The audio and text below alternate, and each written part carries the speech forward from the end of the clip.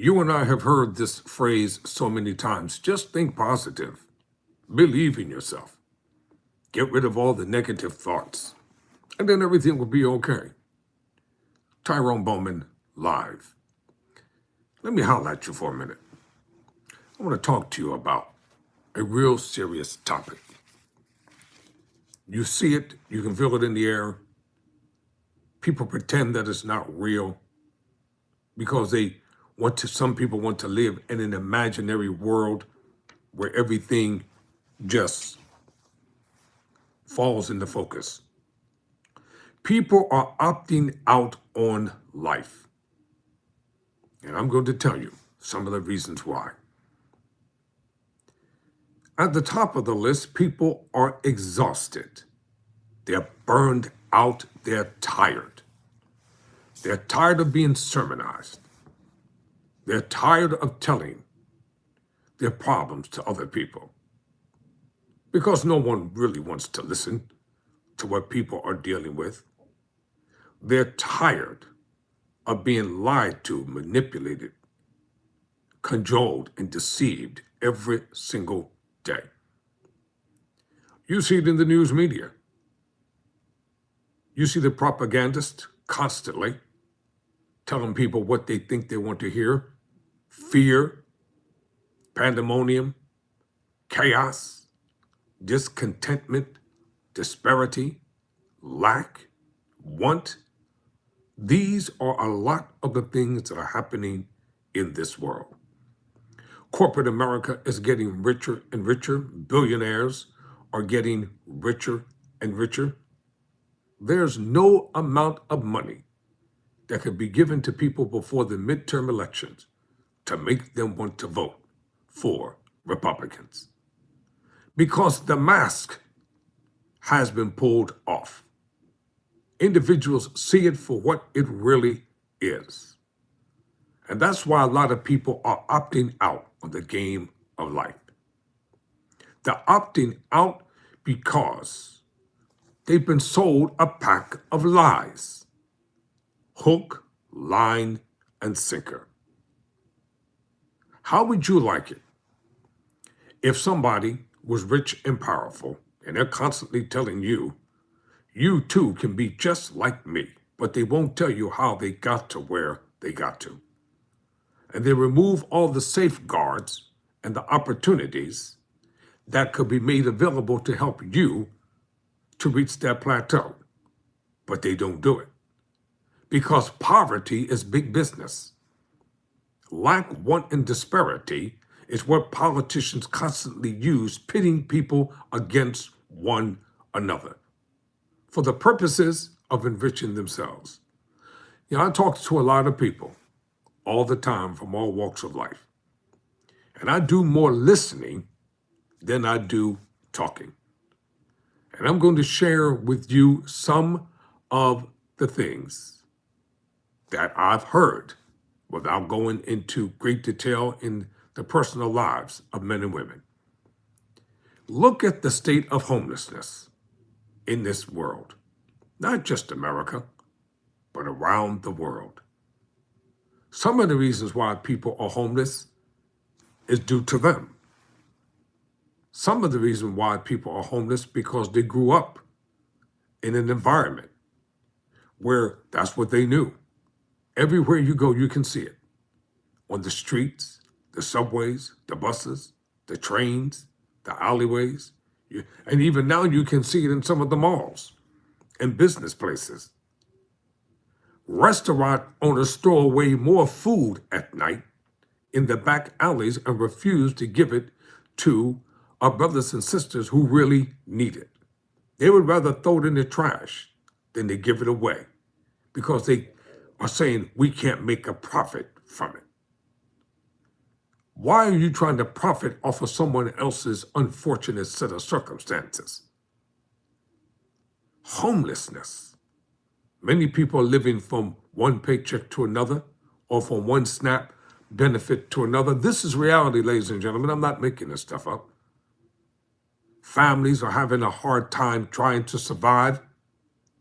They can barely make ends meet. As soon as you pay one bill, as soon as you Get home, they got the next bill already in your mailbox. Sometimes the same day or the next day. And then you have the so-called optimists, the enlightenment thinkers and speakers, and the men and women who make money off of selling us books and tapes and DVDs and CDs and things of that nature, saying if you just do this or do that, then things are going to get better. And they found out that's a lie. Then you also have homelessness because people have lost their jobs. They just couldn't keep up with the rent or the mortgage. Houses are being foreclosed on. Loans are being called back in all the time. People are living from credit card to credit card. They have one major credit card that they really want to keep in case of an emergency. And then when emergencies come up, they have to use that one credit card to try to pay off the other credit card. And debtors are calling your house night and day and night from all type of random unknown numbers to you, demanding that you hurry up and pay. Well, what about corporate America? Why don't they pay? When they get into debt, you know what they do? They fire everybody and go into bankruptcy so they don't have to pay the employees the money that they work for. And then while they're in bankruptcy, they restructure their organization under a different name and get a line of credit, whereas you and I can't do the same thing. You know it's true, and I know it's true. Some people are in a state of homelessness and disparity because of things that happened to them during their lives. Let's just face it. Some people have been through some horrendous and horrible things. I have talked to them. I've listened to their stories. From the time that they were born, they had it hard. Everything was against them. And listen up, my black brothers and sisters. I want you to know something. We're not the only people that have it hard in this world. There are white people in America who are decent, God-fearing, upright people, and they are having it hard too. Just don't think that just because you don't know them, that everything is easy for them. No, it's not easy for many of them. They deal with the same problems and circumstances and situations just like we do. A lot of people are homeless because their mind is not right. They strung out on weed. You smell it everywhere you go. Oh, excuse me, the cannabis business. It ain't nothing but a weed business. That's all.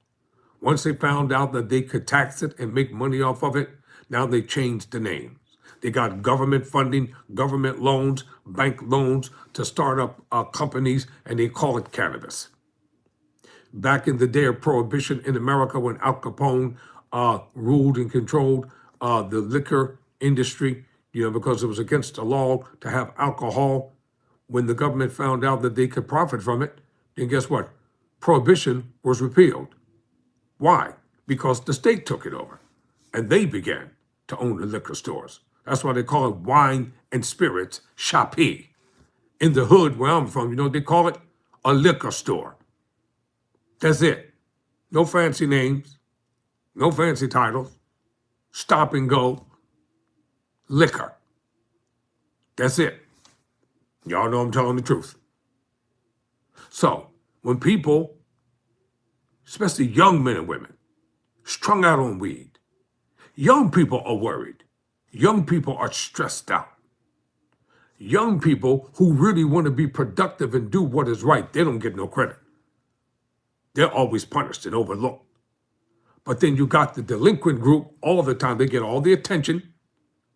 They get all the care, all the love, all the concern, trying to help them put them on the right path. And they're like, blank you. I'm going to do me. This is my time. Old timer, old head. This is what I want to do. And what ends up happening? The prison industrial complex is almost full to the rafters, and they're building bigger and better ones for the purpose of making money. And they don't mind building them because they know the young men and women are still going to defy the law, get themselves in trouble, come in court and get a public pretender, and then bam. You're going to have to enter into a plea bargain, and you're going to do that 4 to 8 or that 5 to 10 or that 10 to 20 or whatever it's going to be. And then on the inside of there, that's a world within a world. I know because I lived it. I've been through the DOC, Department of Corrections. There's nothing corrective about it. It's called care, custody, and control. It's designed so that the system will continuously perpetuate itself through recidivism. Probation is a trap. Parole is a trap. Wearing an ankle monitor is a trap. Now, am I saying that lawlessness should run rampant and people should do what they want to do? No, that's not what I'm saying. But I'm just letting men and women know that the prison industrial complex is a trap. And who invests in them? Entertainers, black and white, corporate executives, black and white, politicians, black and white. They invest in the business of locking people up. Some judges even invest in prisons. And that's why they make sure that they're in cahoots with the district attorney's office and the prosecutors to get that guilty verdict or that guilty plea. Too many of our young men and women have lost their way because of brokenness in the homes that they've come through, and they don't know what to do. They don't know how to fix the problem. I've heard people tell me, well, they won't give us a job. Everywhere we go, they say no. Have you looked at your neighborhoods recently? Have you seen the drastic changes? Have you noticed who is coming into the neighborhoods? And when they come into the neighborhoods, what are they doing? They're establishing and setting up businesses. And they'll tell you, oh, you're just lazy. We work together. No, you were giving government loans. That's what you got. The government loans enabled you to get the property. The government loans enabled you to get all the stuff into your stores so you can make it look good. And then in some instances, like in the Asian community, they work together. Downtown in Philadelphia, they have an Asian Central Bank that's specifically designed for them. It's their own bank. Commerce. It's right down there in Chinatown, right there in Philadelphia. Oh, it's real. And it's a big bank. But you or I can't go into that bank and get a loan because they don't deal with us, which is cool with me because I really don't care because I'm going to make my own way in this world. It's all good, baby. I was taught how to survive a long time ago. I came up through the rough, hardcore streets of Philadelphia where nobody showed us any love. I've witnessed it, I've lived it, and I've seen it. So I know how to survive and keep moving irregardless of what comes my way. Right now, I'm talking about people opting out on the game of life. Worry is another reason why people are worried about everything. Worried about taxes, worried about gas, worried about inflation, worried about clothes, worried about food, worried about aging parents, worried about health care, worried about Medicaid, worried about SNAP benefits, worried about opportunities disappearing. Worry. And that causes people to do what? To drink. Toxicity pouring into their bodies. Bars are filling up in other places. It causes them to smoke weed a lot. I'm not condemning people. I'm just telling you what I observed and what I know from interacting with people. If that's your thing, you do you. And then people are trying to suppress the pain. How do they suppress it? Some suppress it through drinking. Some suppress it through smoking. Some suppress it through sexual activity. They're looking for a way out. And some people, young people say, well, I'm not going to live to see 18 anyway, so what's the difference? So I'm going to just do whatever I want to do. I'm going to break every law. I'm going to get mine while I can get it. How many single mothers out there right now? You may be watching me live, or you may come across this video later. Your heart is broken because the person that you love did not love you back. Your heart is broken because you're seeing your daughters and your sons go through the same heartache, heartbreak, and pain and poverty-stricken lifestyle that you grew up under. And you swore to yourself and Almighty God that it would never happen to you. But now you're trapped and you think that you can't get out. That's another video for another time. And so the thought comes, well, maybe if I go to church, that might help me. If I better myself spiritually, change my lifestyle, start cleaning myself up and become a better version of myself. For some, it's Christianity. For some, it's Islam. For some, it's Buddhism. For some, it's becoming a Mormon or a Seventh-day Adventist or a Hindu. Whatever it is. For some, it's reading self-positive books and taking a positive aim at life. And then many times when they start doing good, seems like the doors of opportunity are closing even more. And do you know, some people are giving up on the game of life because they're like, why should I even try anymore? Why should I try to do what is right and then good does not come back to me? Why should I try being loving and kind and gracious when the world is cruel and hateful and bitter and mean? You go and ask for a job. No, we're not hiring. You come up to some place, you just want to talk to the owner of the store. What does that bigot do? He calls the police. They come in with a SWAT team ready to kill you based upon what that prick said. And you just came up in there to try to find out, are they hiring? Do you need somebody to take out the trash, the garbage, to sweep the store? I remember when I was growing up, I went to my mom, God rest her soul, and I asked her for $2. You know what she told me? She said, get a job. I said, yes, ma'am. I left the house. They had to send the police to come and find me. I went out there and I found a job. I found a job at the local supermarket. Yep, it was called Giant Spot. It used to be on Point Breeze Avenue when I was growing up in South Philadelphia. And the owner kept telling me, we're not hiring. But you know what? I got on his nerves. And one day, as I kept coming there, I said, you know what? He said, are you afraid of rats? I said, nope, we live over top of a sewer. He gave me a job cleaning out the basement, killing. They weren't mice, they were rats.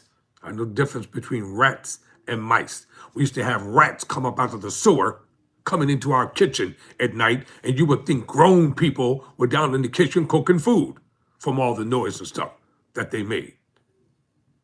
So I said, well, I can clean the basement out, but this is what I need you to do. Give me 2 boxes of bleach. That was like 8 gallons. Give me some goggles.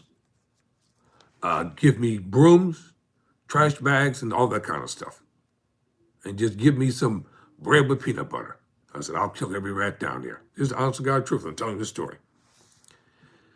He heard all this hollering and screaming going on, and he thought I was dead. And he came down, he saw dead rats everywhere. He said, what did you do? I said, I baited them. And then when they came out, I threw that Clorox bleach on every one of them. I bet you the rats never came back. That was my first job. Then I started putting food on the shelves, bagging people's food, taking people's groceries home for them, and I started putting my money in the Fidelity Bank. That was on Wharton Street, Point Breeze and Wharton back then. So that way, when I got ready to go back to school, I could buy my own school supplies and my own clothes because my mom was struggling. She didn't have a lot. So I'm telling you, I know why people are opting out in the game of life. There's hopelessness and disparity everywhere. Look what happened in this nation. You're going to try to tell me that this is the norm in America? No, it's not. This is not the norm. Supreme Court is against people. Republicans are against everything, everyone, and everybody. They lie even to their own constituents, to their face, telling them, oh, we're going to make life better. We're going to do this and do that. And they're doing just the opposite.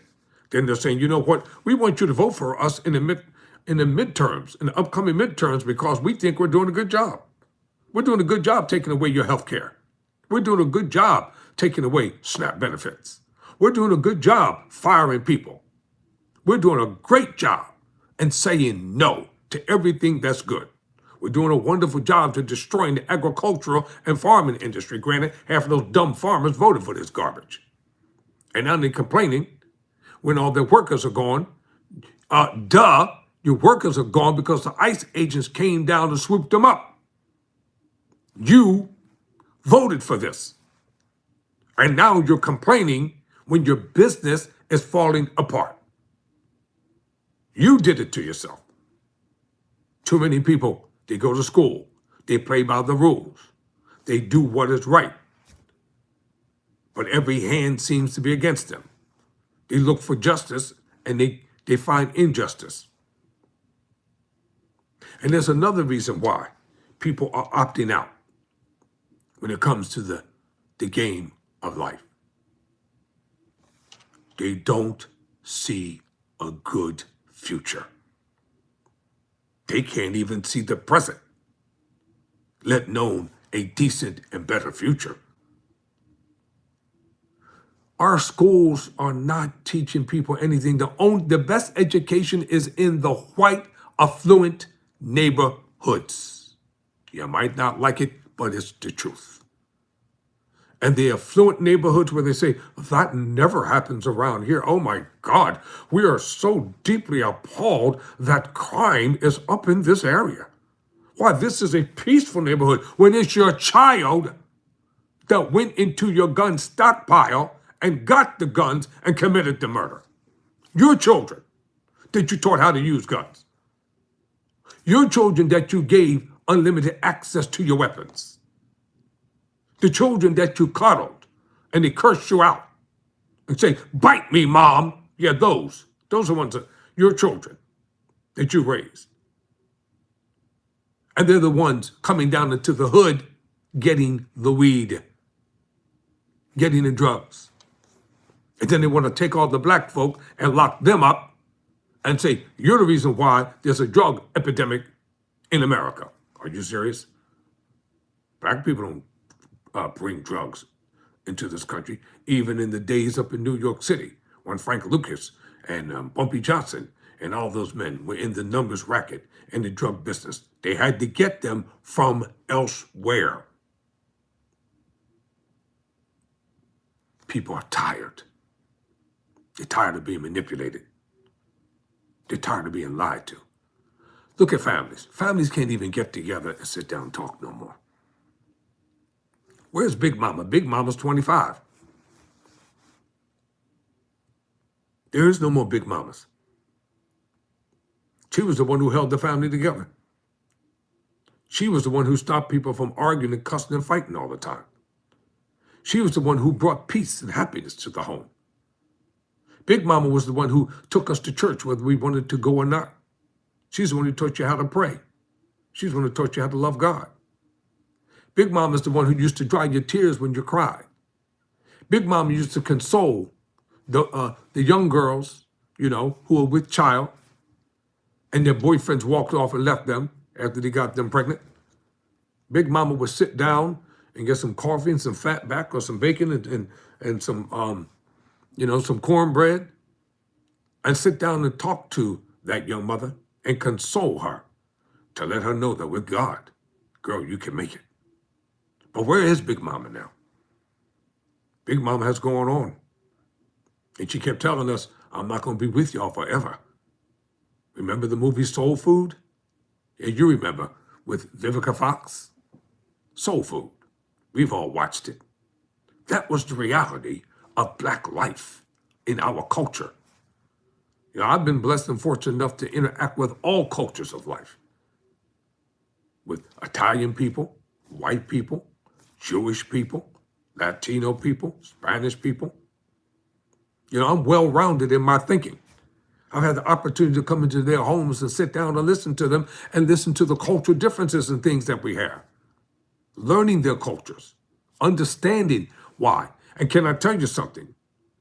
Another reason why people are opting out because they're tired of politicians putting us against one another. When you sit down at a table and start talking, you'll find out that we have more in common than we do apart. Why do you think the Nazi groups and the racist groups and racist organizations are thriving? Because they all have one thing in common: hate, hate, Hate, more hate, more hate, more hate, more hate, more hate, and more hate, and more hate, and more hate. That's their ideology. That's their manifesto. That's their MO.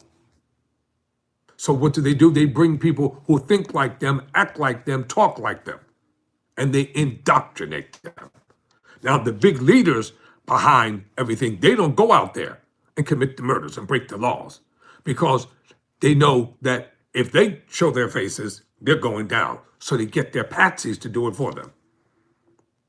That's why I dialogue with people. In becoming an attorney, my MO is to help people. I don't care who they are, where they come from. I don't care. Listen, I don't care if you hate me. Your hate is not going to stop me from being who I am. Your hate will hurt you in the long run. It won't hurt me. Your hate hurts you. Bitterness hurts the bitter person. A lot of people are opting out in life because they're so hurt from life and people and institutions and preachers and spiritual people, and they can't forgive. They can't forgive that rascal or rascals that wrecked up their life. They can't reconcile with the hurt and the pain that they're living with every day. Can I tell you something? It's not your fault. Whatever happened, don't blame you.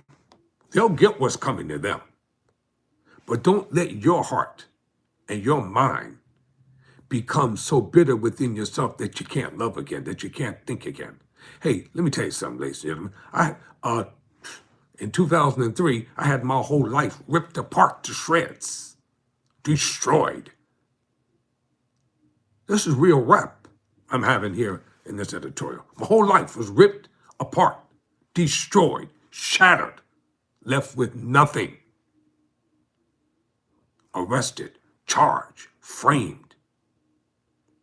If you don't believe me, go to my channel, Breaking the Chains with Tyrone Bowman. You'll see the information over there. Matter of fact, I need to upload some new information. Charged, sentenced 5 to 10 years in prison. And the people who said, who did it, we don't give a damn. Point blank. And you know what? I just wanted somebody to listen to truth. And they said, F you. We don't give a F about truth. So I know the worry. I know the fear. I know the living hell of being locked up in a hellish, damnable institution called prison because I've lived it. I've listened to the stories of people in prison, some good, some bad. I know what worry. I used to have migraine headaches, ungodly. I used to have high blood pressure out of control. Almost wrecked my health eating prison garbage, trying to stay alive. But I'm here as a living, breathing witness to tell you that Almighty God is real. Did you hear what I said? The government ain't going to tell you, so I'm going to tell you. Almighty God is real. Sometimes you need someone greater than you to step in to help you to do what you can't do for yourself. Don't be ashamed to pray. Don't be afraid to get wise counsel. And I want to say this for every true man and woman of God in America and around the world. Keep doing the good that you're doing. Keep being faithful. Keep being loyal. Don't you become a sellout and start lying and cheating and deceiving and cajoling and manipulating people. You'll get your reward in this life and in the one to come. Just keep doing what is right. Now back to what I was saying.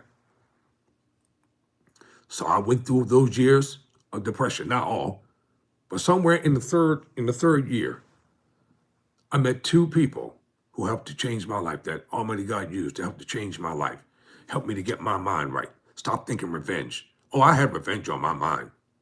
I'm just going to tell you the plain truth. That's why I know what bitterness and unforgiveness is like, because I've been there. I lived it. I had revenge and retribution on my mind to pay them back at any cost, even if it meant destroying myself in the end. At least I told myself I would have gotten my revenge. But I met two people. They were two lawyers. One was black, one was white. They're my best friends to this day. They sat me down and they talked to me. I met a chaplain, a real chaplain. He sat me down. He talked to me. I met some real Muslim brothers who sat me down and talked to me. And I listened to them. Then I started thinking differently. My mind began to come back into its right state. And I read every motivational book I could find. And I read every book about philosophy. I read every book, article about Dr. Martin Luther King Jr. and so many great notable men and women. And my two friends that were lawyers said, you know what? We're going to teach you the basic fundamentals of law because we think you'll make a good lawyer one day. I'm on a crusade, ladies and gentlemen. I'm on a divine mission. See, me becoming a lawyer, it ain't to make money. I'm becoming a criminal justice reform advocate to help people. True victims of crime who've been hurt and abused. Individuals who've been falsely accused and set up. These are the people I'm going to help. And even in my writings, academically and scholastically, I don't play when my professors ask me to write. I write about my personal experiences and what I've dealt with and what I've lived through. I ain't got no time to BS people. I don't have time to sit here in front of this camera under these hot lights and lie to you. I'm here because I want to help people. And that's why I'm in the middle of it right now. I'll be graduating soon. We're going to be kicking it. And that's why I go to the same barbershop I've been going to ever since I came home. I listen to people, I listen to their stories. So what was I saying? The bitterness and unforgiveness, all it does is eat away at you because the people who do this stuff, they don't care. They're going about their business like nothing ever happened because their consciences are closed, it's seared. Meanwhile, you're left broken. You're left hurting. You're left feeling terrible about yourself. Baby boy, baby girl, you don't have to do that no more. My single mothers out there, forget about that joker that don't love you. Let that thing go. Get it out of your mind. You don't want him anyway. You don't need him because all it's going to do is be a repetitive state of what you've already gone through. You'll meet somebody that will love you and you're going to love them. But you got to become whole on the inside or else you'll get the person that you're supposed to have and then you'll begin to mistreat them because you were mistreated. And that ain't cool. I'm not going to mistreat somebody because I was mistreated. Get it? You can look, listen, you can live again. You can hope again. You can breathe again. Yes, you can. And that's another reason why people are giving up and opting out on the game of life. Most people are giving up and opting out, and this is the big one because they don't have good health and they don't have money. It's the lack of money that's causing people to fall into deep depression because they can't pay their bills. They can't take care of the children. How many times the mothers go to the store, they have to say, no, I can't get that. No, I can't get this. No, I can't get that. No, no, no. And the child after a while gets tired of hearing no. Meanwhile, we come on the internet and you see those fake videos on Instagram. Stop believing all that stuff that you see. That stuff is for the camera. It's for the clicks and views. That's what it's designed for, people. It's a masquerade.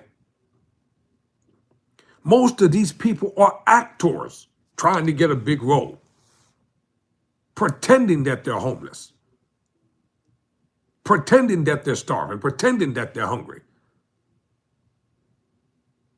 They have a camera with them wherever. Who carries a camera with them everywhere they go and record themselves taking care of homeless people? Who does that? Let's get realistic. Who has a camera crew with them and they just happen to come across somebody? and say, excuse me, hi, how are you? I was wondering if you could help me. I don't have enough money to pay for this item. Do you think you can spare about $5? And then the person says, yeah, I'll buy it for you. You need anything else? And then they said, I don't really need it. Then they come out with $100,000 and give it to them.